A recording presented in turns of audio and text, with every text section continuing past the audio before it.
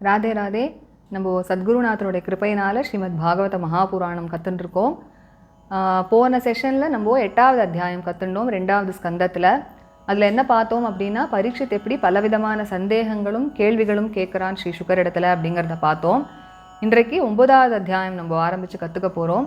இந்த 9வது அத்தியாயத்தில் தான் ஸ்ரீ சுகர் சதுஷ்லோகி பாகவதம் அப்படிங்கிற அந்த பகவான் பிரம்மாவுக்கு உபதேசம் பண்ண அந்த 4 ஸ்லோகங்களில் சொன்ன அந்த பாகவதத்தை எடுத்து சொல்கிறார் இந்த அத்தியாயத்தில்.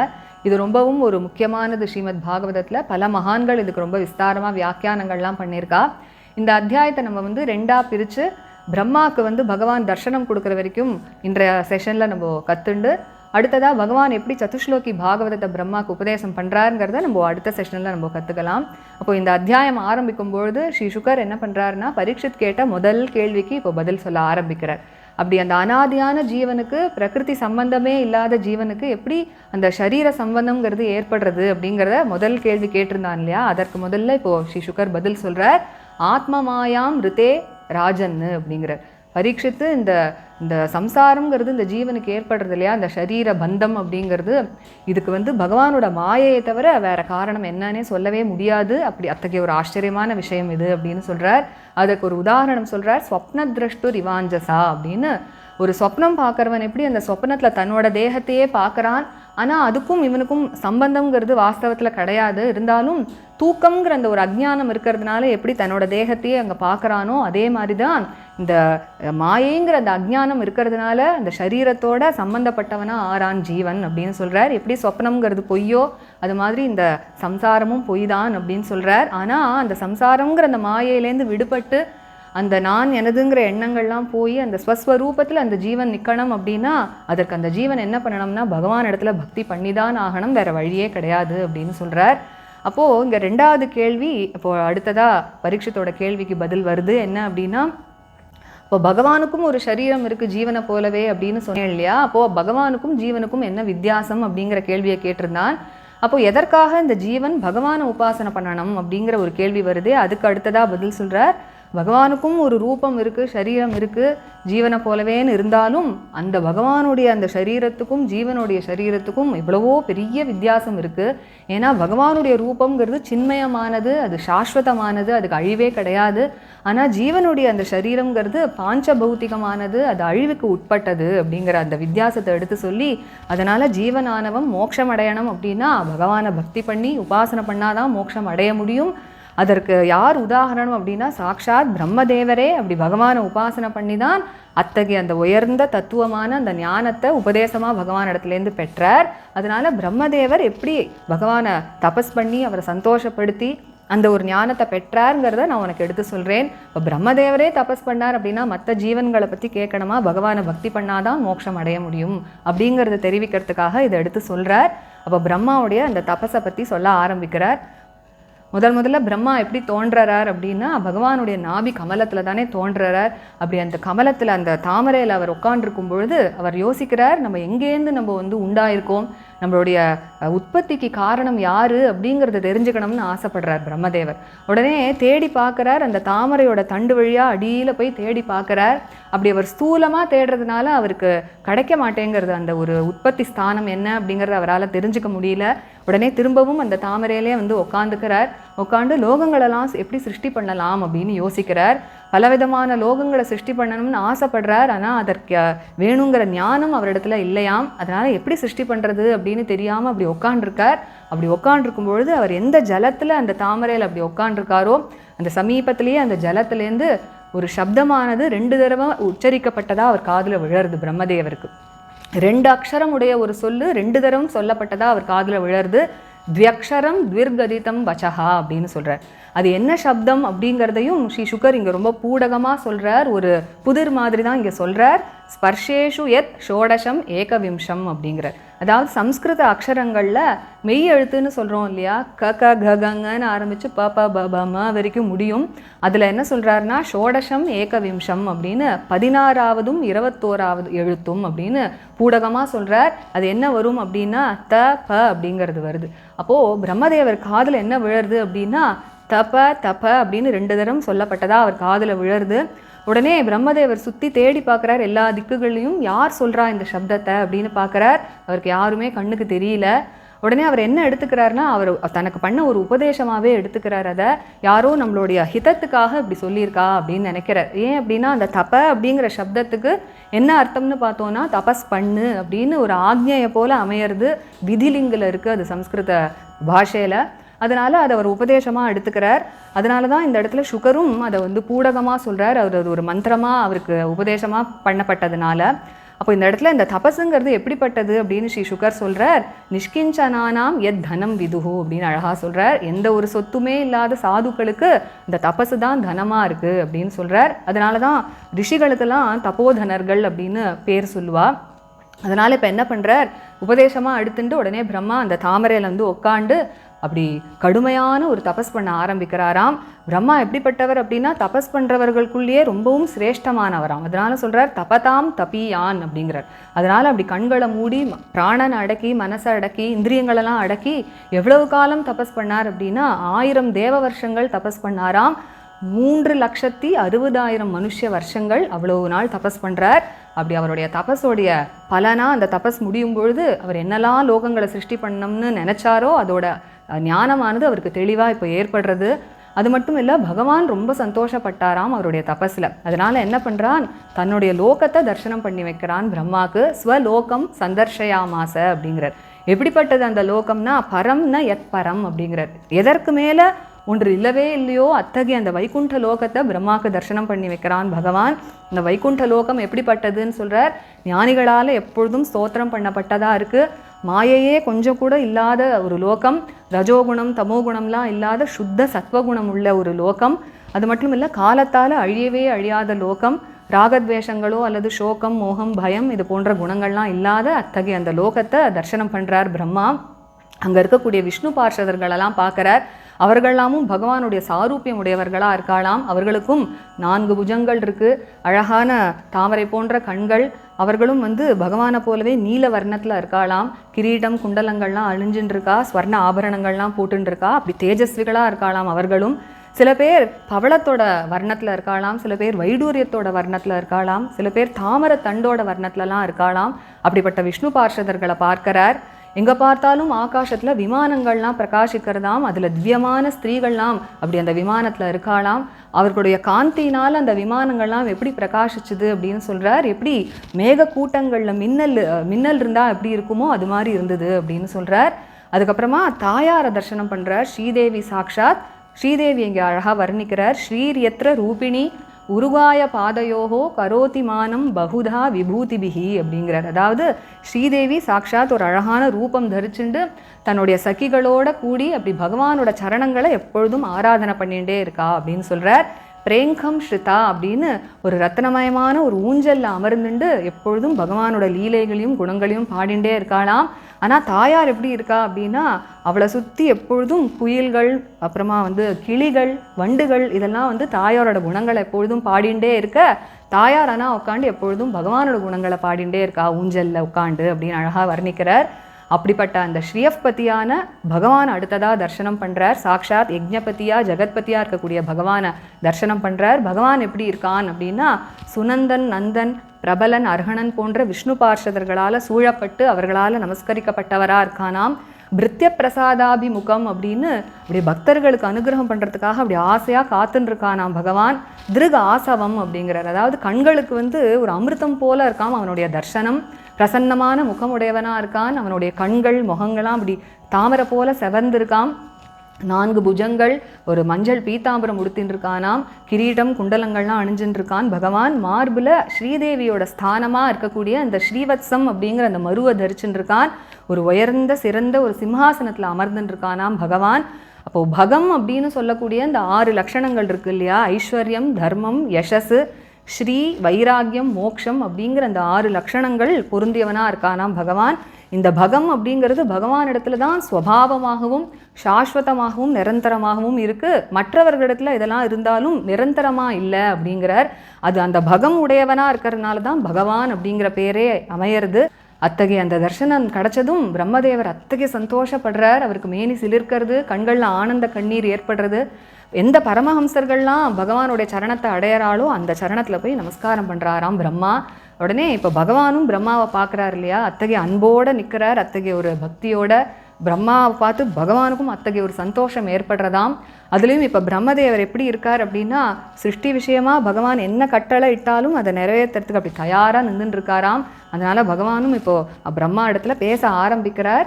ரொம்ப ஒரு புன்னகையோடு அப்படி பேச ஆரம்பிக்கிறாராம். அதற்கு முன்னாடி பிரம்மதேவரோட கைகளை அப்படி பற்றிண்டு பேச ஆரம்பிக்கிறாராம். பிரியஹா பிரியம் பிரீத்தமனாகா கரே ஸ்பிருஷன் அப்படிங்கிற ஆசையாக அப்படி பிரம்மாவோட கைகளை பற்றிண்டு அப்படி பேச ஆரம்பிக்கிறார். இங்கே நம்ம குருநாதர் அழகாக சொல்லுவார், நம்மளுக்கெல்லாம் ஒரு வழக்கம் இருக்கு இல்லையா, ஒருத்தரை பார்த்துக்கும் பொழுது கைகளை அப்படி பிடிச்சிண்டு ஹேண்ட் ஷேக் பண்ணிட்டு நம்ம பேசுகிறோம் அப்படிங்கிற அந்த பழக்கம் முதல்ல அதை பகவான் தான் பிரம்மதேவர் இடத்துல பண்ணுறான் அப்படிங்கிறத சொல்லி அதை ஆரம்பித்து வச்சதும் பகவான் தான் அப்படின்னு அழகாக சொல்லுவார். இப்போது பகவான் தர்சனம் கொடுத்தது வரைக்கும் நம்ம இந்த செஷனில் பார்த்துட்டும், அடுத்த செஷனில் எப்படி பகவான் சதுஷ்லோகி பாகவதத்தை பிரம்மாவுக்கு உபதேசம் பண்ணுறாருங்கிறத நம்ம அடுத்த செஷனில் பார்க்கலாம். இந்த 18 ஸ்லோகங்களை நம்ம இன்னைக்கு கற்றுக்கலாம். ராதே ராதே. கோபிகா ஜீவனஸ்மரணம் கோவிந்தா கோவிந்தா. சத்குருநாத மகாராஜ் கி ஜெய். கலயே சுந்தராகாரம் சதைக பிரியதர்சனம் अज्ञाननाशकं देवं सद्गुरुं मुरलीधरं मुरलीमण्डितकरकमलं मुनिजनमोहनं व्यत्यस्तपादं वनमालाधारिणं प्रेमभक्तमण्डलनित्यकीर्तितं श्रीप्रेमिकवरदम् आश्रयेऽहम्। जन्माद्यस्य यतोऽन्वयादितरतश्चार्थेष्वभिज्ञस्वराट् तेने ब्रह्महृदायादिकवये मुह्यन्ति यत्सूरयः तेजो वारिमृदां यथा विनिमयो यत्र त्रिसर्गो मृषा धाम्ना स्वेन सदा निरस्तकुहकं सत्यं परं धीमहि धर्मः प्रोज्झितकैतवोऽत्र परमो निर्मत्सराणां सतां वेद्यं वास्तवमत्र वस्तु शिवदं तापत्रयोन्मूलनं श्रीमद्भागवते महामुनिकृते किं वा परैरीश्वरः सद्यो हृद्यवरुध्यतेऽत्र कृतिभिः शुश्रूषुभिस्तत्क्षणात् निगमकल्पतरोर्गलितं फलं शुकमुखादमृतद्रवसंयुतं पिबत भागवतं रसमालयं मुहुरहो रसिका भुवि भावुकाः यं प्रव्रजन्तमनुपेतमपेतकृत्यं द्वैपायनो विरहकातराजुहाव पुत्रेति तन्मयतया तरवोऽभिनेदुः तं सर्वभूतहृदयं मुनिमानतोऽस्मि यस्वानुभावमखिलश्रुतिसारमेकम् अध्यात्मदीपम् अतितितीर्षतां तमोऽन्धं संसारिणां करुणयाः पुराणगुह्यं तं व्याससूनुमुपयामि गुरुं मुनीनां नारायणं नमस्कृत्य नरं चैव नरोत्तमं देवीं सरस्वतीं व्यासं ततो जयमुदीरयेत्। कृष्णाय वासुदेवाय देवकीनन्दनाय च नन्दगोपकुमाराय गोविन्दाय नमो नमः। कृष्णाय वासुदेवाय हरये परमात्मने प्रणतक्लेशनाशाय गोविन्दाय नमो नमः। नाम संकीर्तनं यस्य सर्वपापप्रणाशनं प्रणामो दुःखशमनः तं नमामि हरिं परम्। अथ नवमोऽध्यायः। श्रीशुक उवाच आत्ममायां ऋते राजन्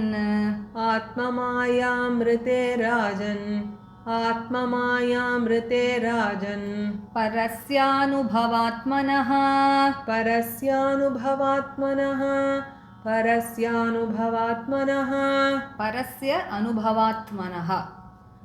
न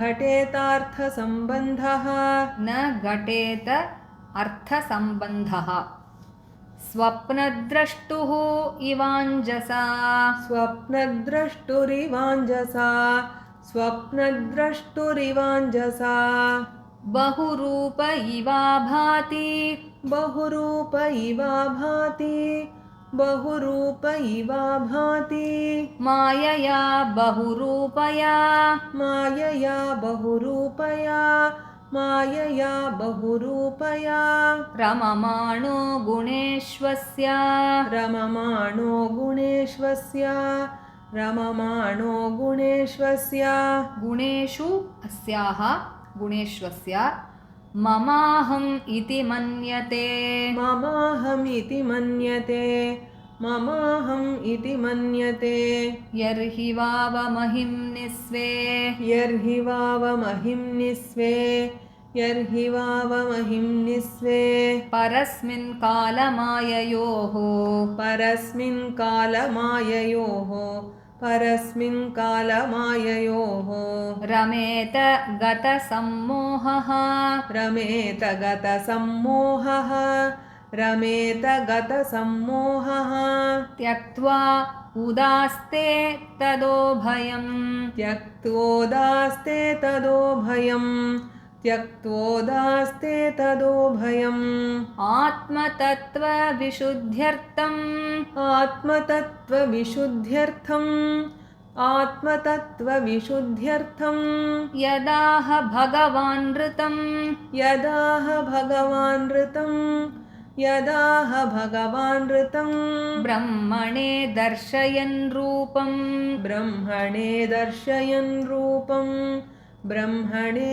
दर्शयन् रूपम् अव्यलीकव्रतादृतः अव्यलीकव्रतादृतः अव्यलीकव्रतादृतः स आदिदेवो जगतां परो गुरुः स आदिदेवो जगतां परो गुरुः स आदिदेवो जगतां परो गुरुः स्वधिष्ण्यम् आस्थाय सिसृक्षयैक्षत स्वधिष्ण्यमास्थाय सिसृक्षयैक्षत स्वधिष्ण्यमास्थाय सिसृक्षयैक्षत स्वधिष्ण्यम् आस्थाय सिसृक्षया ऐक्षत तां नाध्यगच्छत् दृशम् अत्र सम्मताम् तां नाध्यगच्छत् दृशमत्र सम्मताम् तां नाध्यगच्छत्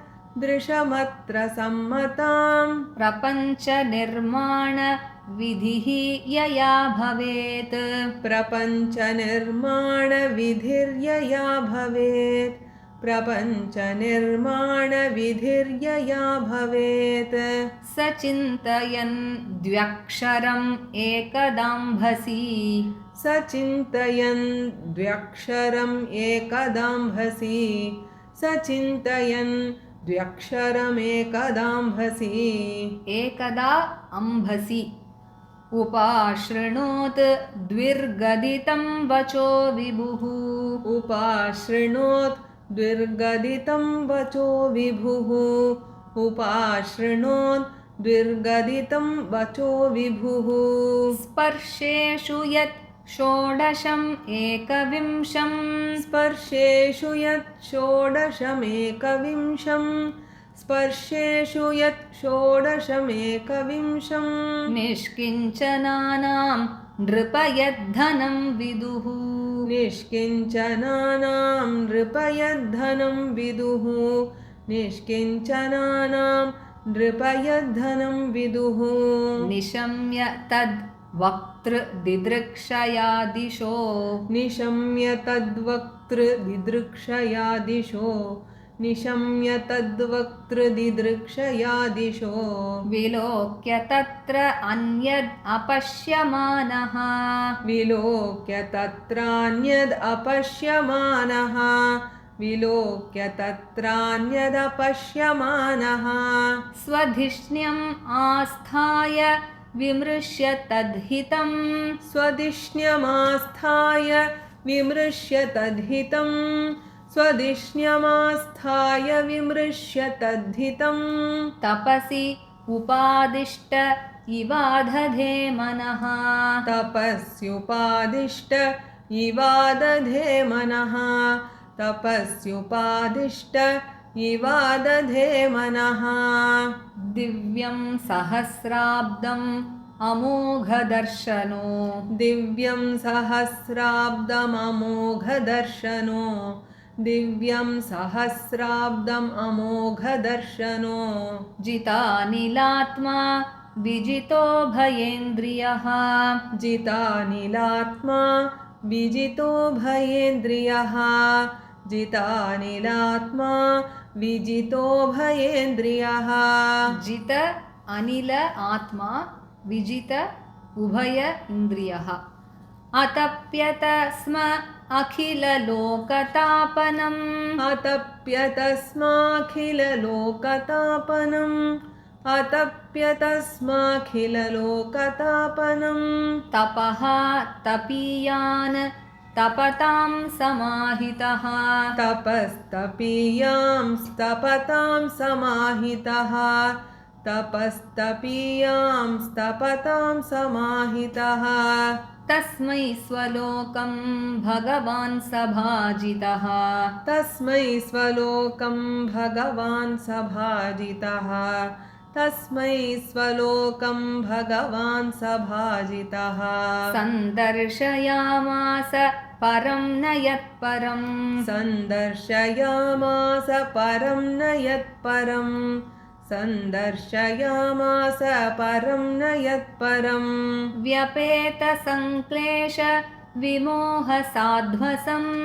व्यपेतसङ्क्लेश विमोहसाध्वसम् व्यपेतसङ्क्लेश विमोहसाध्वसम् स्वदृष्टवद्भिः विबुधैः अभिष्टुतम् स्वदृष्टवद्भिः विबुधैरभिष्टुतम् स्वदृष्टवद्भिः विबुधैरभिष्टुतम् प्रवर्तते यत्र रजस्तमस्तयोः प्रवर्तते यत्र रजस्तमस्तयोः प्रवर्तते यत्र रजस्तमस्तयोः सत्त्वं च मिश्रं न च कालविक्रमः सत्त्वं च मिश्रं न च कालविक्रमः सत्त्वं च मिश्रं न च कालविक्रमः न यत्र माया किमुता परे हरेः न यत्र माया किमुता परे हरेः न यत्र माया किमुता परे हरेः अनुव्रता यत्र सुरासुरार्चिताः अनुव्रता यत्र सुरासुरार्चिताः अनुव्रता यत्र सुरासुरार्चिताः सुर असुर अर्चिताः सुरासुरार्चिताः श्यामावदाताः शतपत्रलोचनाः श्यामावदाताः शतपत्रलोचनाः श्यामावदाताः शतपत्रलोचनाः पिशङ्गवस्त्राः सुरुचः सुपेशसः पिशङ्गवस्त्राः सुरुचः सुपेशसः पिशङ्गवस्त्राः सुरुचः सुपेशसः सर्वे चतुर्बाहव उन्मिषन्मणि सर्वे चतुर्बाहव उन्मिषन्मणि सर्वे चतुर्बाहव उन्मिषन्मणि प्रवेक निष्काभरणाः सुवर्चसः प्रवेकनिष्काभरणाः सुवर्चसः प्रवेकनिष्काभरणाः सुवर्चसः प्रवालवैदूर्य मृणालवर्चसः प्रवालवैडूर्यमृणालवर्चसः प्रवालवैदूर्यमृणालवर्चसः परिस्फुरत् कुण्डलमौलिमालिनः परिस्फुरत् कुण्डलमौलिमालिनः परिस्फुरत् कुण्डलमौलिमालिनः भ्राजिष्णुभिर्यः परितो विराजते भ्राजिष्णुभिर्यः परितो विराजते भ्राजिष्णुभिर्यः परितो विराजते लसद्विमानावलिभिः महात्मनां लसद्विमानावलिभिर्महात्मनां लसद्विमानावलिभिर्महात्मनां लसद्विमान आवलिभिः महात्मनां विद्योतमानः प्रमदोत्तमाद्युभिः विद्योतमानः प्रमदोत्तमाद्युभिः विद्योतमानः प्रमदोत्तमाद्युभिः सविद्युद् अभ्रावलिभिः यथा नभः सविद्युद् अभ्रावलिभिः यथा नभः सविद्युद् अभ्रावलिभिर्यथा नभः श्रीर्यत्र रूपिणी उरुगाय पादयोः श्रीर्यत्र रूपिणी उरुगाय पादयोः श्रीर्यत्र रूपिणी उरुगाय पादयोः करोति मानं बहुधा विभूतिभिः करोति मानं बहुधा विभूतिभिः करोति मानं बहुधा विभूतिभिः प्रेङ्खं श्रुताया कुसुमाकरानुगैः प्रेङ्खं श्रुताया कुसुमाकरानुगैः प्रेङ्खं श्रुताया कुसुमाकरानुगैः कुसुमाकर अनुगैः कुसुमाकरानुगैः विगीयमाना प्रियकर्म गायति विगीयमाना प्रियकर्म गायति विगीयमाना प्रियकर्म गायति ददर्श तत्र अखिलसात्वतां पतिं ददर्श तत्राखिल सात्वतां पतिं ददर्श तत्राखिल सात्वतां पतिं श्रियः पतिं यज्ञपतिं जगत्पतिं श्रियः पतिं यज्ञपतिं जगत्पतिं श्रियः पतिं यज्ञपतिं जगत्पतिं सुनन्दनन्द प्रबलार्हणादिभिः सुनन्दनन्द प्रबलार्हणादिभिः सुनन्दनन्द प्रबलार्हणादिभिः स्वपार्षदमुख्यैः परिसेवितं विभुं स्वपार्षदमुख्यैः परिसेवितं विभुं स्वपार्षदमुख्यैः परिसेवितं विभुं भृत्य प्रसादाभिमुखं दृग् आसवं भृत्यप्रसादाभिमुखं दृगासवं भृत्यप्रसादाभिमुखं दृगासवं भृत्यप्रसाद अभिमुखं दृक् आसवं भृत्यप्रसादाभिमुखं दृगासवं प्रसन्न हासारुण लोचनाननं प्रसन्नहासारुणलोचनाननं प्रसन्नहासारुणलोचनाननं प्रसन्नहास अरुणलोचन आननं किरीटिनं कुण्डलिनं चतुर्भुजं किरीटिनं कुण्डलिनं चतुर्भुजं किरीटिनं कुण्डलिनं चतुर्भुजं पीताम्बरं वक्षसि लक्षितं श्रिया पीताम्बरं वक्षसि लक्षितं श्रिया पीताम्बरं वक्षसि लक्षितं श्रिया अध्यर्हणीयासनम् आस्थितं परम् अध्यर्हणीयासनम् आस्थितं परम् अध्यर्हणीयासनम् आस्थितं परम् अध्यर्हणीय आसनम् आस्थितं परम् मृतं चतुष्षोडश पञ्चशक्तिभिः वृतं चतुष्षोडश पञ्चशक्तिभिः वृतं चतुष्षोडश पञ्चशक्तिभिः युक्तं भगैः स्वैः इतरत्र चाध्रुवैः युक्तं भगैः स्वैरितरत्र चाध्रुवैः युक्तं भगैः स्वैरितरत्र चाध्रुवैः इतरत्र च अध्रुवैः स्व एव धामन् रममाणम् ईश्वरम् स्वयेव धामन् रममाणमीश्वरम् स्वयेव धामन्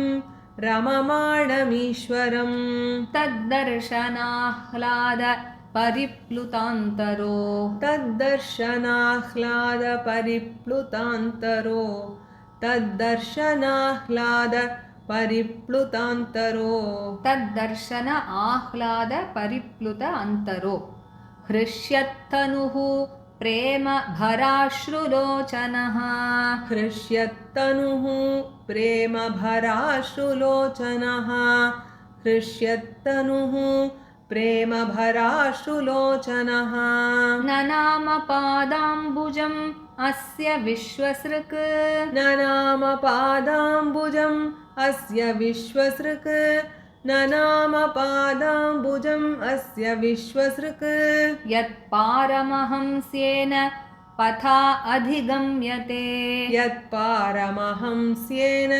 पथाधिगम्यते यत्पारमहंस्येन पथाधिगम्यते तं प्रीयमाणं समुपस्थितं तदा तं प्रीयमाणं समुपस्थितं तदा तं प्रीयमाणं समुपस्थितं तदा प्रजाविसर्गे निजशासनार्हणम् प्रजाविसर्गे निजशासनार्हणम् प्रजाविसर्गे निजशासनार्हणम् निजशासन अर्हणम् बभाष ईषत् स्मित शोचिषा गिरा बभाष ईषत् स्मित शोचिषा गिरा बभाष ईषत् स्मित शोचिषा गिरा प्रियः प्रियं प्रीतमनाः करे स्पृशन् प्रियः प्रियं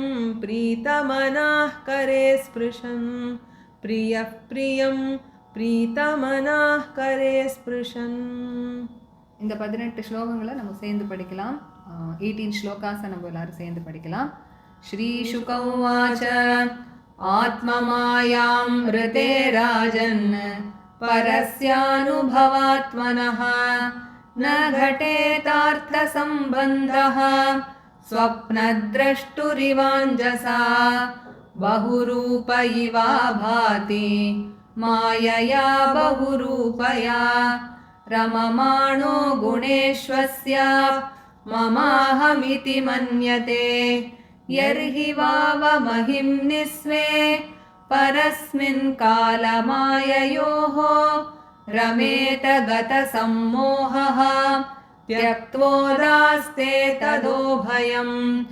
आत्मतत्त्वविशुद्ध्यर्थं यदाह भगवान् ऋतं ब्रह्मणे दर्शयन् रूपम् अव्यलीकव्रतादृतः सादिदेवो जगतां परो गुरुः स्वधिष्ण्यमास्थाय सिसृक्षयैक्षत तां नाध्यगच्छत् दृशमत्र सम्मतां प्रपञ्च निर्माण विधिर्यया भवेत् स चिन्तयन् द्व्यक्षरम् एकदाम्भसि उपाशृणोत् द्विर्गदितं वचो विभुः स्पर्शेषु यत् षोडशम् एकविंशं निष्किञ्चनानां नृपयद्धनं विदुः निशम्य तद्वक्तृदिदृक्षया दिशो विलोक्य तत्रान्यद् अपश्यमानः स्वधिष्ण्यमास्थाय विमृश्य तद्हितं तपस्युपादिष्ट इवादधे मनः दिव्यं सहस्राब्दम् अमोघदर्शनो जितानिलात्मा विजितो भयेन्द्रियः अतप्यत स्माखिल लोकतापनं तपस्तपीयान् स्तपतां समाहितः तस्मै स्वलोकं भगवान् सभाजितः सन्दर्शयामास परं न यत्परं व्यपेतसङ्क्लेश विमोहसाध्वसं स्वदृष्टवद्भिः विबुधैरभिष्टुतं प्रवर्तते यत्र रजस्तमस्तयोः सत्वं च मिश्रं न च कालविक्रमः न यत्र माया किमुता परे हरेः अनुव्रता यत्र सुरासुरार्चिताः श्यामावदाताः शतपत्रलोचनाः विषङ्गवस्त्राः सुरुचः सुपेशसः सर्वे चतुर्बाहव उन्मिषन्मणि प्रवेकनिष्काभरणाः सुवर्चसः प्रवालवैदूर्य मृणालवर्चसः परिस्फुरत् कुण्डलमौलिमालिनः भ्राजिष्णुभिर्यः परितो विराजते लसद्विमानावलिभिः महात्मनां विद्योतमानः प्रमदोत्तमाद्युभिः स विद्युद् अभ्रावलिभिर्यथा नभः श्रीर्यत्र रूपिणी उरुगाय पादयोः करोति मानं बहुधा विभूतिभिः प्रेङ्खं श्रिताय कुसुमाकरानुगैः विगीयमाना प्रियकर्म गायति ददर्श तत्राखिल सात्वतां पतिं श्रियः पतिं यज्ञपतिं जगत्पतिं सुनन्दनन्द प्रबलार्हणादिभिः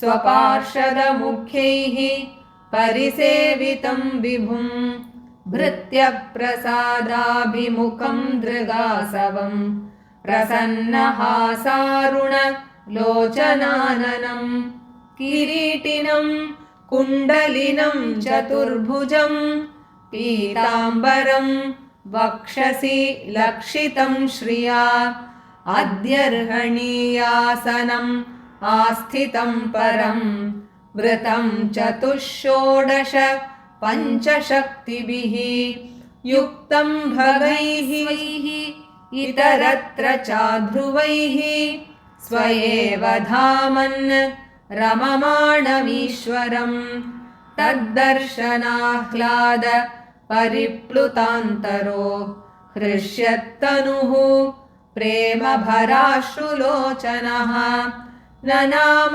पादाम्बुजम् अस्य विश्वसृक् यत्पारमहंस्येन पथाधिगम्यते तं प्रीयमाणं समुपस्थितं तदा प्रजाविसर्गे निजशासनार्हणं बभाष ईषत् स्मितशोचिषा गिरा प्रियः प्रियं प्रीतमनाः करे स्पृशन् श्रीहरये नमः श्रीहरये नमः श्रीहरये नमः गोपिका जीवनस्मरणं गोविंद गोविंद सद्गुरु महाराज की जय. இந்த அத்தியாயத்தை நம்ம படித்த ராகம் யமுனா கல்யாணி. நம்ம மீதமுள்ள அத்தியாயத்தை அடுத்த செஷனில் நம்ம கற்றுக்கலாம். Radhe Radhe. Radhe Radhe. By the grace of our Guru Maharaj, we are learning Srimad Bhagavata Mahapuranam, and we have learnt until the 8th chapter of the 2nd canto. And in the 8th chapter, we saw how Parikshit asked various types of questions to Sri Shuka Maharishi. And in the 9th chapter, Sri Shuka begins to answer all those questions. And it is in this chapter he talks about the Chatushloki Bhagavata. That is how Bhagavan imparted the knowledge of Bhagavata in just 4 verses to Brahmadeva, which is called as the Chatushloki Bhagavatam. It is very, very important in Srimad Bhagavata, and all the Mahans, they have done lot of commentaries on these 4 verses. And we shall divide this chapter into 2, and we shall learn until Brahmadeva's tapas and how he gets the darshan of Bhagavan in this session.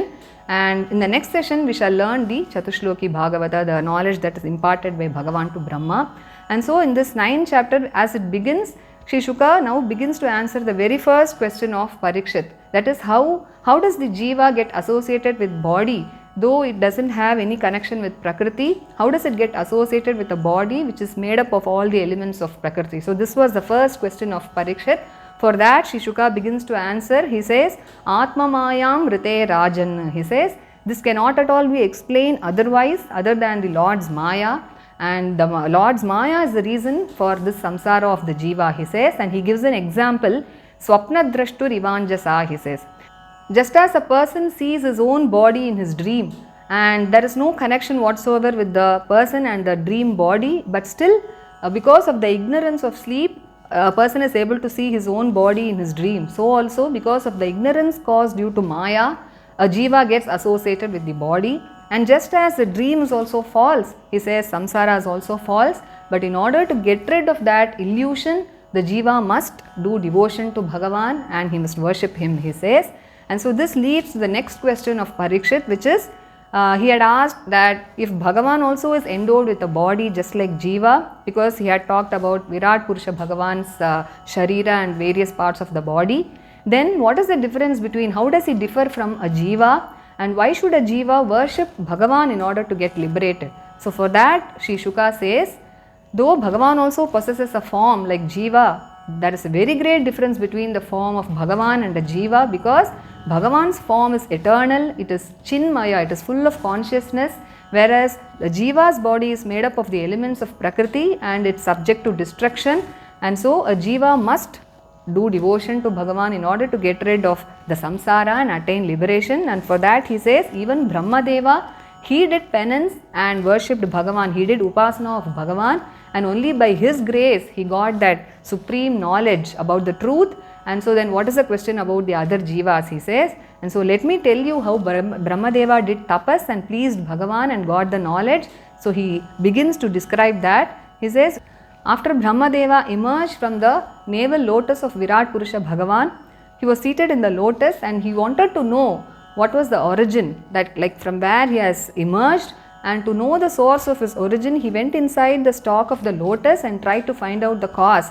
But he could not find that out because he was trying to search that in a gross manner. So he came back to the lotus, he was seated in the lotus, and now he wanted to create all the worlds. But he was pondering how to do the creation because he did not have the knowledge that was needed to create all the various types of worlds.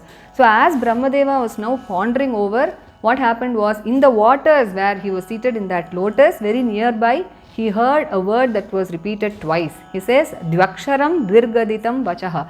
He heard a word which had 2 syllables that was repeated twice, and Sri Shuka conveys that in a very hidden manner, like a puzzle. He says, Sparsheshu Yat Shodasham Ekavimsham. In the Sanskrit language, in the alphabets, if we take up the consonants, they begin from ka, like ka, ka, ga, ga, nga, and ends with pa, pa, ba, ba, ma. So he says, Shodasham Ekavimsham, that is the 16th and the 21st letter, which is ta and pa. So what Brahmadeva heard was tapa, tapa, that was repeated twice like this. And he wanted to know who was uttering these words, so he went and searched in all the directions, but he could not find anybody there.